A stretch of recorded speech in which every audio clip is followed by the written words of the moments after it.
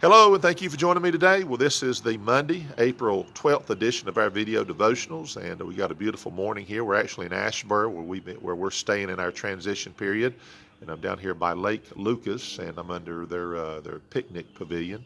And beautiful day. Actually, it's 48 degrees this morning, so kind of refreshing to me because I know it's going to get hot soon enough.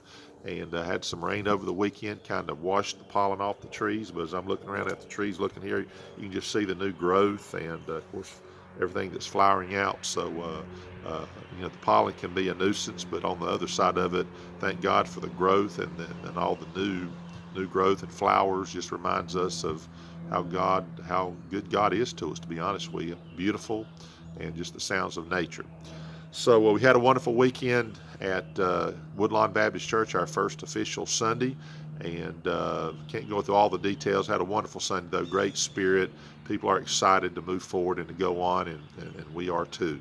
And I'm just humbled by the fact and thankful that God would use us, and I believe God is going to use us. And so talk a little bit more about that aspect of it as I get into this devotion here. Our theme this week is going to be encouragement. And I want to read the references and just kind of make the simple points here, and then just talk a little bit about that personally, about the encouragement that we've received. And I think this will be a good week to use this theme, encouragement, to encourage in words that are associated with that. So a couple of references here in the book of Deuteronomy 1:38, and then Deuteronomy 3:28. And Deuteronomy is kind of a transition book. Moses knows that his time is limited. He's not going to go into the promised land, but God's provided a leader that will, and that leader is Joshua. So notice what it says here in Joshua 1:38. Kind of the subject here, of course, is it's speaking about there's two people, two adult men of the generation 40 years prior that are going to go into the promised land, Caleb and Joshua. So when it starts out, it's speaking about Joshua here. But Joshua, the son of Nun, which standeth before thee, he shall go in thither. Encourage him, for he shall cause Israel to inherit it. Simple thought there. And that's something God is saying that Moses, you need to encourage Joshua, because he's going to take these people into the promised land, and they're going to get their inheritance. And Joshua's going to be that man. He's going to need that encouragement, just like I'm sure Joshua encouraged Moses. You can imagine maybe the conversations, as we know from some of the things that Moses had to deal with. There's Joshua, and of course, as it speaks about here, Joshua the son of Nun, which standeth before thee. That's not just meaning that he happens to be in front of you right now. No, he's talking about he was there. He served you. He was with you. He was your right hand man, so to speak, and he was a good man, loyal man. So the Lord is saying, encourage him. Notice what it also says in Deuteronomy 3:28. This is the Lord speaking here to Moses himself. He says, "But charge Joshua and encourage him and strengthen him, for he shall go over before this people, and he shall cause them to inherit the land which thou shalt see."